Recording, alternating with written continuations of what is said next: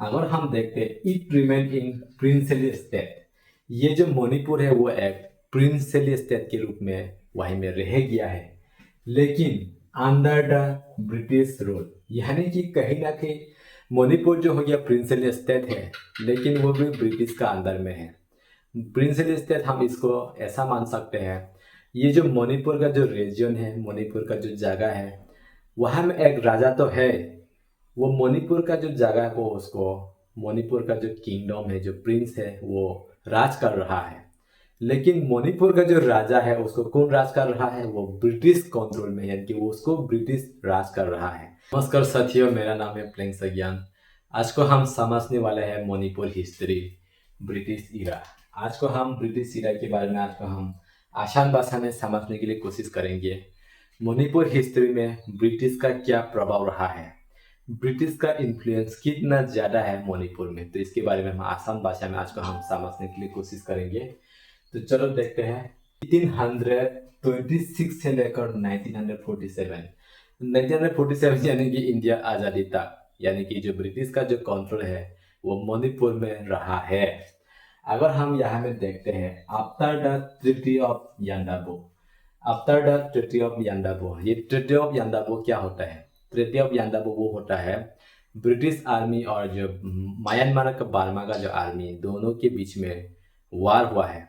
वार होने के बाद जो बर्मा है वो हार गया है ब्रिटिश का अगेंस्ट में, तब एक पीस ट्रीटी साइन किया था। उस ट्रीटी का नाम है ट्रीटी ऑफ यांडाबो। ये ट्रीटी ऑफ यांडाबो ये ऐसा एक ट्रीटी है वो जो ब्रिटिश इंडिया और बार्मिज के बीच में पीसफुली ये ट्रीटी साइन है, क्योंकि हम और कभी भी झगड़ा नहीं करेगा एक दूसरे के ऊपर में, इसलिए ये वाला जो साइन है वो किया गया है।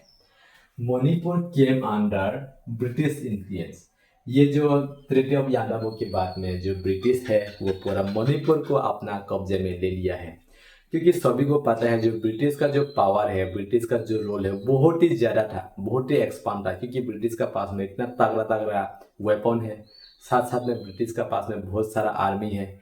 इतना ज़्यादा आर्मी है तो आसानी से बर्मा को हरा दिया और अपने जो मणिपुर को अपना कब्जा में ले लिया। हम ऐसा होते हुए देखने को मिला है। कब देखने को मिला है? 1826 में।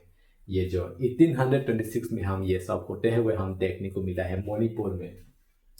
अगर हम देखते it remain in princely state, ये जो मणिपुर है वो एक प्रिंसली स्टेट के रूप में वहीं में रह गया है, लेकिन अंडर द ब्रिटिश रूल, यानी कि कहीं ना कहीं मणिपुर जो हो गया प्रिंसली स्टेट है, लेकिन वो भी ब्रिटिश का अंदर में है।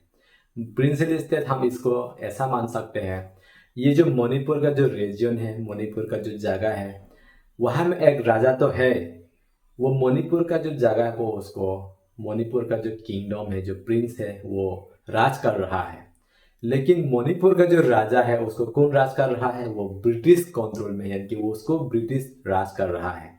तो कहीं ना कहीं जो मणिपुर का एरिया को मणिपुर का जो राजा है वो कंट्रोल में रखा है, और जो मणिपुर का राजा को ब्रिटिश है वो ब्रिटिश इंडिया जो है वो कंट्रोल में रखा है। तो कहीं ना कहीं ये लेवल 1 तो लेवल 2 जैसा है।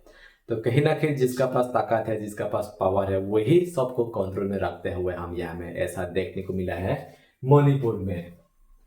इन 1891 द एंग्लो मणिपुर वार, 1891 में हम एंग्लो मणिपुर वार हम देखने को मिला है।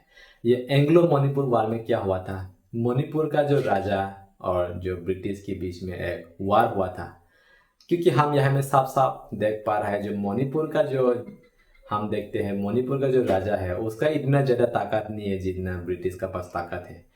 ये वाला जो एंग्लो मणिपुर वार था वो ज़्यादा दिन नहीं चला था, ये कुछ सप्ताह चला था, लेकिन वहाँ में हम देखने को मिला है जो मणिपुर है वो अपना जो फ्रीडम है वो खो दिया है। क्यों फ्रीडम खो दिया है? क्योंकि जो ब्रिटिश है वो अपना कब्जे में ले लिया मणिपुर को। तब से ब्रिटिश को, जो ब्रिटिश लोग है, पूरा मणिपुर को अपना अंदर में रखा है।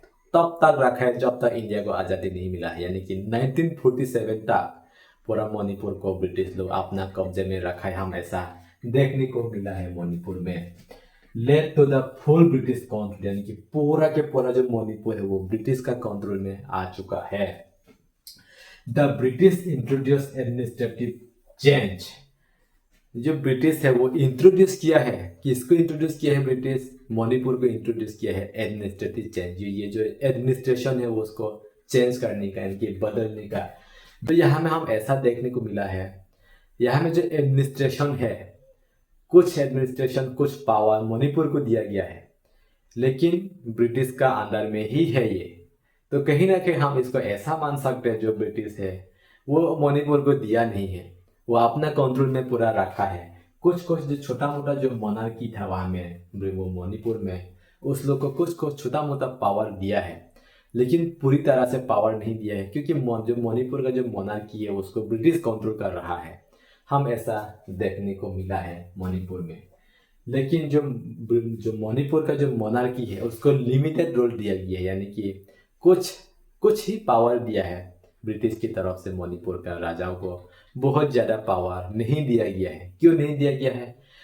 कोई भी नहीं चाहता है कि कोई मेरा से ऊपर उठे, इसलिए सब अपना कंट्रोल में रखना चाहता है। ठीक वैसे जो ब्रिटिश इंडिया, जो ब्रिटिश कंट्रोल करके रखा है पूरा भारत को, वो मणिपुर को आसानी से अपना कब्जे में रखा हुआ है। हम ऐसा देखने को मिला है पूरा ब्रिटिश लोग। तो ये है कुछ मणिपुर का हिस्ट्री। अगर आप समझ में आया है तो वीडियो को लाइक करो, अगर आप समझ में नहीं आया है तो कमेंट करके बताएगा और मैं आसान भाषा में समझाने के लिए कोशिश करूँगा। तो अभी के लिए इतने, मिलते हैं और नेक्स्ट वीडियो में। Tata, bye bye.